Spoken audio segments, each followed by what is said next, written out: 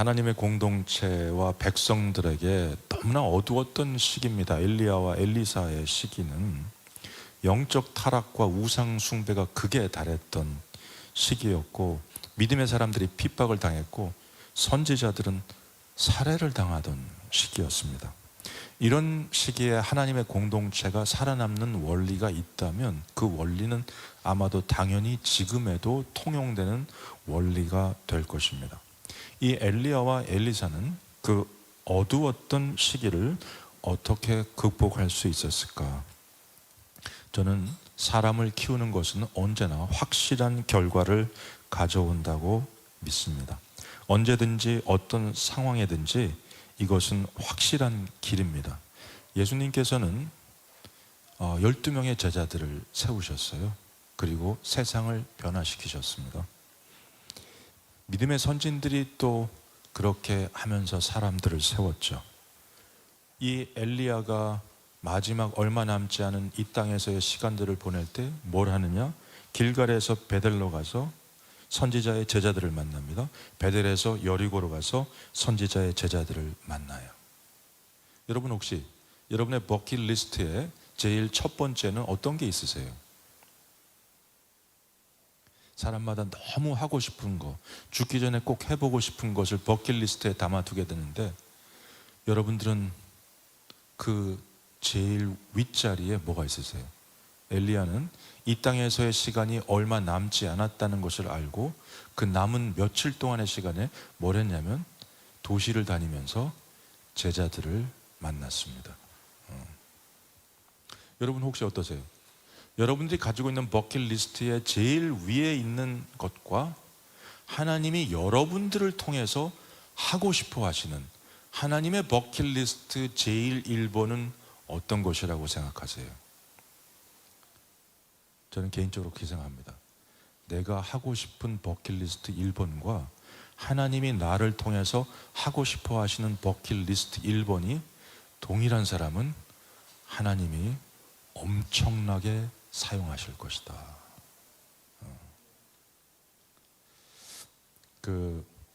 우리가 게리 체프만이 사랑의 5가지 언어라는 책을 썼어요. 여기에서 이제 사람마다 사랑을 느끼는 언어가 다르대요. 그래서 어떤 사람은 뭐 인정해주는 말을 할 때, 어떤 사람은 함께하는 시간을 보내줄 때, 어떤 사람은 봉사를 해줄 때, 어떤 사람은 선물을 사줄 때, 어떤 사람은 친밀한 스킨십을 해줄 때 자기가 사랑받는다고 느낀다는 거예요. 그래서 누군가를 제대로 효과적으로 사랑해 주려면 내가 사랑을 느끼는 언어를 쓰지 말고 상대방이 사랑을 느끼는 언어를 사용해서 사랑해 주라, 이런 얘기를 한 적이 있어요. 저는 제 아내의 사랑의 언어를 알고 있는 것 같습니다. 왜냐하면 제 아내는 가끔 이렇게 얘기합니다. 여보, 음식물 쓰레기가 찬 것 같은데. 이게 뭔 얘기예요? 단순히 정보를 전달하는 겁니까? 음식물 쓰레기를 버리라는 거잖아요. 여보, 오늘은 재활용 쓰레기 혼자 버리면 안 될까? 그게 제가 뭐 혼자 버릴 의향이 있는지 물어보는 겁니까? 혼자 버리라는 거잖아요, 오늘은. 그리고 이런 걸 굉장히 소중한 가치로 생각하는 걸 보면 제 아내의 사랑의 언어는 봉사인 것 같습니다. 그 다음에 우리 집 애들의 사랑의 언어는 제가 볼 때 선물이에요. 얘들아, 이번에는 아빠가 조금 용돈을 더 보냈다. 야, 너 저번에 사고 싶었던 옷 있지? 오늘 그거 사러 갈까? 뭐 그럼 엄청 좋아하는 걸로 봐서 애들의 사랑의 언어는 선물이다 라고 생각합니다.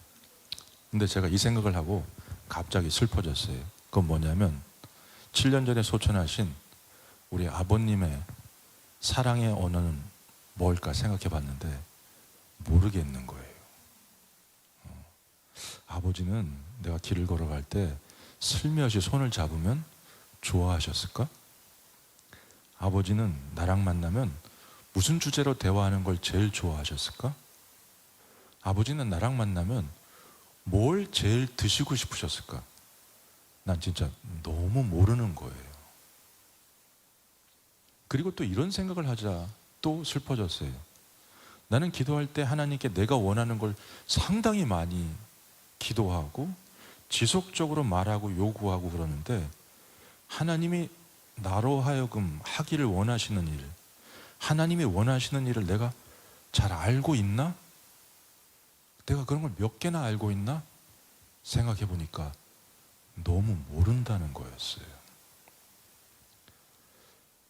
그래서 우리는 기도를 항상 내가 원하는 것을 하나님 앞에 지속적으로 끊임없이 말하는 것이라고 생각하고 있는데, 어떤 면에서 본다면 기도는 하나님이 내게 원하시는 것이 무엇인지 알기 위해서 하나님 앞에 나아가는 것이 돼야 되지 않나?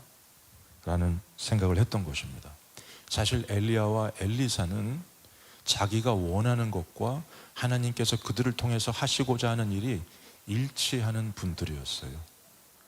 이 땅에서 얼마 남지 않은 시간에 뭘 했느냐?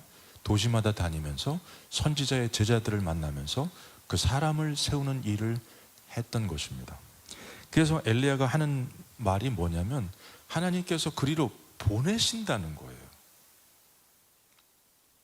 그러자 엘리사는 같이 그 스승을 따라서 보내시는 곳에 나아가는 것을 볼 수가 있습니다. 여러분, 리더가 하는, 하나님의 사람들이 하는 제일 중요한 일 가운데 하나가 보내시는 곳에 가는 겁니다. 우리 이제 집에 둘째가 학교를 다니면서 인턴 같은 거 하려고 원서를 낸단 말이에요. 그리고 떨어지기도 하고 또 면접 오라 그러기도 하고 이런 과정을 겪고 있는데, 제가 우리 둘째한테 해주는 얘기가 그거예요. 얘야, 하나님께서 보내시고자 하시는 곳에, 보내시는 일에 실패하는 경우는 없다. 그러니까 하나님께서 보내시는 곳을 확인하고 보내시는 곳에 가서 언제든지 성실하게 하면 된다. 그래서 사실 이 엘리사는요, 그 엘리야 다음에 차기 리더로, 공동체 지도자로 세워질 사람인데, 뭘 하냐면 이 엘리야를 따라다닙니다. 하나님이 보내시는 곳에 가서 함께 가서 하나님의 일하심을 보는 거죠. 진짜 하나님께서 쓰시는 사람들은요, 보내시는 곳에 가서 하나님이 나를 통해서 하시고자 하시는 그 일을 해요. 그리고 그 일 가운데 하나님의 역사하심을 보는 거죠. 그래서 엘리사는 자기가 이제 리더로서 차기 리더로 세워져야 되는데, 유력한 사람들 만나면서 내가 차기 리더입니다 이런 얘기 하지 않고 스승을 따라다니면서 스승과 함께 하나님이 보내시는 곳에서 하나님이 어떻게 일하시는지를 보는 그 일을 했던 것입니다. 아마 엘리야도 성정을 가진 사람이기 때문에 부족한 면이 있었을 거예요. 저는 그 신학대학원 다닐 때 저랑 신학적으로 결이 안 맞는 교수님이 계셨어요. 그래서 그 수업은 열심히 안 들었고 과제도 성실하게 하지는 않는 편이었습니다. 그리고 제가 졸업하고 나서 시간이 오래 지난 후에 땅을 치며 후회했던 것 중에 하나는, 나는 그 교수님에게서 배울 수 있는 모든 것을 충분히 배우지 못했다는 후회였어요. 내 짧은 생각에 교수님에게서 충분히 배울 수 있었는데 그걸 못했다는 후회가 몰려왔던 적이 있습니다. 여러분, 저는 그렇게 생각해요. 사람은 알아가면 알아갈수록 배워야 된다. 사람은 높아지면 높아질수록 섬겨야 된다. 우리 공동체에서 우리 성도들이 서로에게 배우는 거예요. 서로에게 섬기는 거예요. 저는 행복이란 그런 거라고 생각해요. 행복은 내가 높아지고 또 사람들이 나를 위해서 뭔가 해주는 게 아니고, 그냥 서로를 사랑하는 사람들이, 서로를 섬기고자 하는 사람들이 함께 모여 있으면, 함께 살면 그게 행복이다. 누군가 나를 위해서 뭔가를 많이 해주는 그런 곳에 있는 게 행복이 아니고, 서로를 사랑하고 서로를 섬기려고 하는 사람들이 함께 살면 그게 행복이다. 이런 생각을 하게 됩니다. 이 엘리야가 이제 제자들을 만나고 요단강에 가가지고 겉옷을 말아서 물을 치자 물이 갈라집니다. 시절이 암울했고 감시는 삼엄했고 핍박도 가혹했어요. 근데 숨죽이면서 있는 게 아니라 하나님의 사람들은 시도합니다. 지금 상황이 뭘 시도할 상황이 안 돼. 우리가 뭘 하겠어. 이게 아니라 엘리야는 그때에도 하나님의 일하심을 확신하면서 시도합니다. 믿음의 선배들이, 앞서가는 선배들이 그런 걸 보여주는 거예요. 후배들은 지금 이 상황이 어려워가지고 안 된다고 생각해요. 교회는 지금 어렵습니다. 개척교회는 안 됩니다. 그렇게 말한단 말이에요. 근데 선배들이 야 그래 그게 맞아, 이럴 때는 뭐 숨죽이면서 조용히 있는 거야. 그런 게 아니고 선배들은 뭐 하는 사람이냐면 이런 때에도 어떻게 하면 되는지를 보여주는 사람.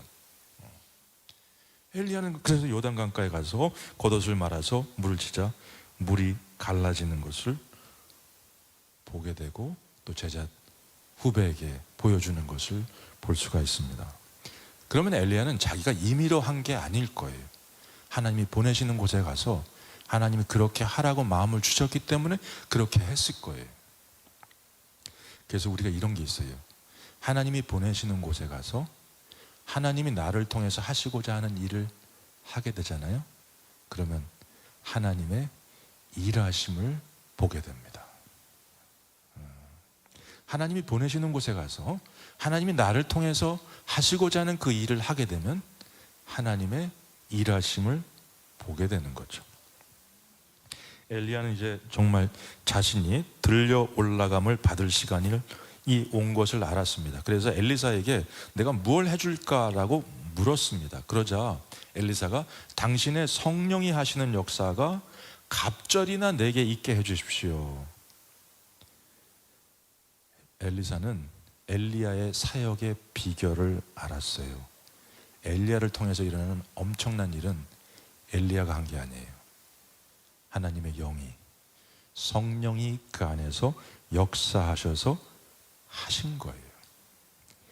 이 엘리야라는 믿음의 거목이 떠나도 그 공백을 넘어서 하나님의 공동체가 흔들림 없이 앞으로 나아갈 수 있는 이유, 하나님이 여전히 일하실 것이기 때문입니다.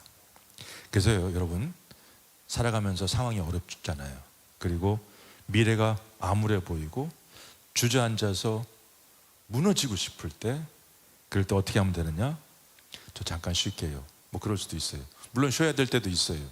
그런데 뭘 해야 되냐면 하나님의 성령의 하시는 역사가 내게 갑절이나 있게 해주십시오. 이렇게 기도하면서 나가는 것입니다. 저는 이번 여름 그 방학 동안에 사역을 통해서 하나님께서 틈만 나면 자꾸 이렇게 기도를 하게 하셔요. 그래서 그냥 뭐 특별히 어떤 시간에 기도한다기보다 그냥 생각나면 기도하는 거예요. 생각나면 기도하고. 그리고 기도하면서 깨달은 게 있어요. 이 여름 사역을 하면서 가져 이렇게 그 학생들이 또 성도들이 말씀에 집중하는 걸 보게 돼요. 그리고 말씀을 먹으면서 회복되는 걸 보게 돼요. 그러면서 이거 다 성령님이 하시는 거구나. 성령님께서 사람들을 집중하게 하시는구나. 성령님께서 말씀을 듣고 변화되게 하시는구나. 그냥 내가 한 건 말한 것밖에 없구나. 이 여름 사역을 통해서 하나님의 백성들은 말씀을 먹으면 반드시 살아나기 때문에 항상 기도 가운데 성령의 은혜를 구하고 가서 그냥 말만 하면 되는 거예요. 그래서 이 성령님의 일하심을 보게 되는 것, 우리 하나님의 사람들은 그래서 항상 성령의 은혜를, 지금은요 성령의 시대입니다. 예수님께서 다시 오실 때까지 성령의 능력 가운데에서 사역하면서 사람들을 변화시키고 주님께로 불러오르는 이 시대예요. 그리고 이 시대는 마지막 때이기 때문에 권능이 없으면 증인으로서 살아가기 힘들어요. 마지막 땐 사람들의 마음이 너무나 무너지고 망가져 있어가지고요. 요새 여러분 그거 아세요? 젊은 사람들이 마음이 너무 무너져가지고요. 힘들어하는 사람들이 너무 많아요. 시간이 가면 갈수록 너무 늘어나고 있어요. 말세 때 환경은 더 좋아지잖아요. 예배 환경도 좋아지고 삶에 편리한 이기들도 많이 생기는데 말세가 힘든 이유는 사람들의 마음이 무너지기 때문이에요. 이러한 때에 성령께서 도와주셔서 성령께서 권능 있게 하실 때 증인으로서의 사명을 감당하는 줄로 믿습니다. 그래서 상황이 어려울수록, 환경이 어려울수록 우리는 뭐 하면 되느냐? 무너지지 말고 성령의 영감을 갑절이나 주십시오 라고 기도하며 나가는 것입니다. 그럼 이 성령이 충만한 사람들에게는 어떤 것이 있느냐? 하나님의 일하심이 보이는 거죠. 이 엘리야가 데려감을 당하기 전에 좀 수수께끼 같은 말을 합니다. 그건 뭐냐면 성령의 영감을 갑자기 주십시오라 그러자 내가 어려운 일을 구하는도다. 그러나 나를 내게서 데려가시는 것을 내가 보면 그 일이 내게 이루어지려니와. 성령께서 역사하시는 사람들의 특징이 무엇이냐? 하나님의 일하심이 보입니다. 하나님께서 나를 데려가시는 것이 보이면 그게 이루어진다. 성령께서 역사하시는 사람들의 특징은 뭐냐? 하나님의 일하심이 보이는 거예요. 성령님이 역사하실 때 그 사람들의 특징은 뭐냐? 하나님의 일하심이 보이기 때문에 비전을 가지게 되는 거예요. 비전을 가지고 있는 사람들은 우리가 뭐 유명해지고자 성공하고자 하는 사람들을, 비전을 가진 사람, 야, 너 좀 꿈 좀 가져. 왜 이렇게 살아? 야망을 가져. 뭐 이런 걸 비전이라고 생각하는데, 비전을 내가 하고 싶은 뭔가를 가지는 게 아니고요. 비전은 하나님이 하시고자 하는 일이 무엇인지를 볼 줄 아는 게 비전이에요. 내가 하고 싶은 일을 가지는 거, 그래서 유명해지고 성공하는 거에 대해서 가지는 거, 이건 비전이 아니고 그냥 이건 야망이에요. 성경에서 말씀하고 있는 것은 뭐냐? 하나님이 하시고자 하는 일이 무엇인지를 볼 줄 아는 거, 그리고 거기에 함께 하면서 하나님의 일하심을 보게 되면 그 사람이 부흥을 경험하게 되는 겁니다. 그래서 우리가 하나님께서 나에게 보내시는 곳에 가서 하나님이 나를 통해서 어떤 일을 하시고자 하시는지를 알고, 그리고 성령의 능력 가운데 이 일을 감당하면서, 그리고 하나님의 일하심을 보고서 그런 걸 경험한 사람들은 그 일이 끝난 후에 이렇게 얘기합니다. 이건 제가 한 게 아닙니다. 이건 제가 한 게 아닙니다. 자, 제가 이 성경 본문을 읽으면서 가장 많은 시간 붙들고 있었던 부분은 엘리야가 데려감을 당할 때 엘리사가 엘리야를 향해서 내 아버지여, 내 아버지여 라고 부른 것입니다. 아니, 선생님, 스승님 뭐 이렇게 말할 수도 있는데 왜 아버지라고 불렀을까? 여기서 찾을 수 있는 건 뭐냐면 전 이거였어요. 하나님의 공동체가 어려움을 당할 때에도, 미래가 불확실할 때에도 그것을 극복하기 위해서는 사람을 준비시켜야 되는데, 그때 그 사람들의 관계는 부자 관계와 같이 깊은 관계여야 된다는 거예요. 여러분, 교회가 힘겹고 어렵고 공동체가 어려울 때, 그때 공동체를 살리는 가장 확실한 방법은 사람을 세우는 거예요. 사람을 준비시키는 거예요. 근데 그 사람을 준비시키는 사람과 준비되는 사람과의 관계는 아버지와 아들과의 관계처럼 그렇게 깊이 있는 관계여야 되는 거예요. 엘리야는 엘리사를 키우기 위해서 아버지가 아들에게 보여주는 희생과 헌신의 모습을 보여줬을 거예요. 하나님의 교회를 세우는 스승들은 사람을 세우는 일을 했고 그 일을 함에 있어서 제자들을 위해서 희생과 헌신하는 일을 아끼지 않았습니다. 그리고 제자들은 그런 스승을 아버지처럼 존중하고 따랐던 것입니다. 교회가 힘들면 힘들수록 사람을 준비시켜야 되고, 힘들면 힘들수록 사람들과의 관계는 정말 가족 같은 관계가 돼야 되는 줄로 믿습니다. 이 엘리야가 데려감을 당할 때 엘리야를 향해서 이스라엘의 병거와 마병이다 이렇게 말하는 것을 볼 수가 있어요. 여러분, 한 나라의 국력은요, 하나님의 사람들이 얼마나 준비되어 있느냐. 저는 기독교 학교에서, 대학교에서 학생들을 가르치면서 기독교 학교에 대해서 정부가 지원을 해줘야 되나요? 말아야 되나요? 이런 질문을 하는 걸 듣게 됩니다. 당연히 지원해야 돼요. 왜냐? 기독교 대학을 통해서 나온 애들이 교회만을 위해서 일하는 게 아니고 세상에 나가서 진짜 빛과 소금으로 헌신적으로 일해요. 누가 병거와 마병이냐? 누가 정말 사회를 튼튼하게 하고 국가를 강하게 하는가? 하나님의 말씀으로 준비돼서 하나님의 비전을 가지고 세상에 나가서 일하는 사람들이에요.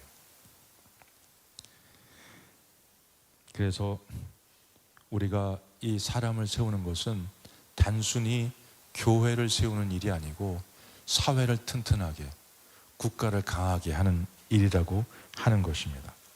이 엘리야가 데려감을 당한 후에 엘리사는 무엇을 하는가? 자기의 겉옷을 찢습니다. 이전의 것을 벗어 던지고 자기에게 주어진 직임을 맞아 드립니다. 여러분, 우리가 어떤 직임을 맡을 때 하나님, 저는 그걸 감당하기 힘듭니다. 저는 부족한 사람입니다. 이러면 그거 겸손인 줄 아는데 그건 불순종이에요. 하나님이 세우실 때 그걸 받아들일 수 있어야 돼요. 그리고 받아들이면서 내가 부족하면 어떻게 하면 돼요? 성령의 영감을 갑절이나 주십시오. 성령의 은혜를 구하고요. 그 다음에 하나님이 보내시는 곳에서 그 맡겨주신 그 일을 감당하면서, 그리고 하나님의 역사하심을 보게 될 때 부흥을 경험하게 되는 거예요.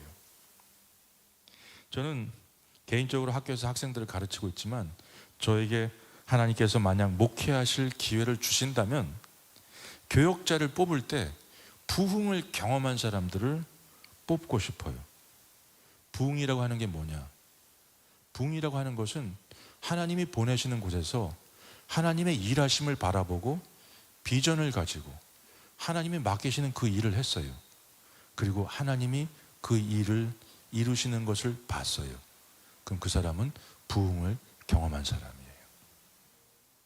이런 사람들은요, 하나님의 일하심에 대한 수준을 알기 때문에 사역을 감당할 때 기대 수준이 달라요.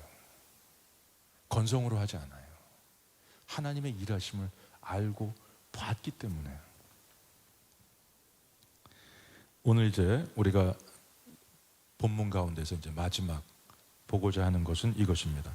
이 선지자의 제자들이 요단강을 가르는 기적, 이제 엘리사가 엘리야의 후계자가 돼가지고 선배에 앞서갔던 스승의 겉옷을 가지고 물을 내리쳐서 강이 갈라지게 하는 일을 합니다.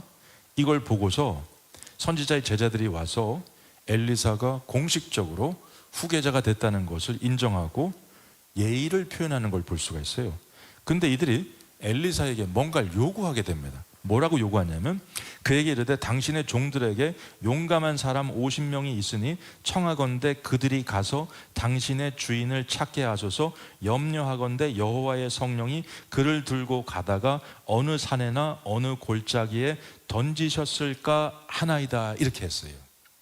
여러분, 선지자의 제자들은 왜 엘리야의 시신을 찾으려고 했을까요? 그 이유는요, 엘리야가 데려감을 당하는 것을 정확히 못 봤기 때문이에요. 눈을 가지고 있다고 보는 게 아니에요. 데려감 당하는 걸 끝까지 못 봤어요. 정확히 못 봤어요. 그러다 보니까 하나님께서 들고 가시다가 어딘가에 떨어졌을 것이다. 그래서 그 시신을 찾으러 나가는 거예요.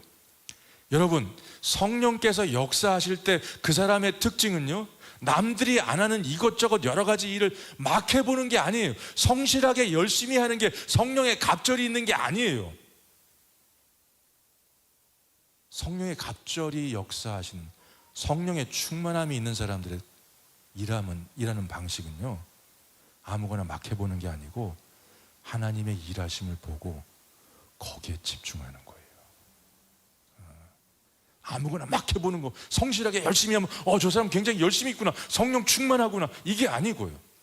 하나님의 일하심을 보기 때문에 거기에 집중하는 거예요.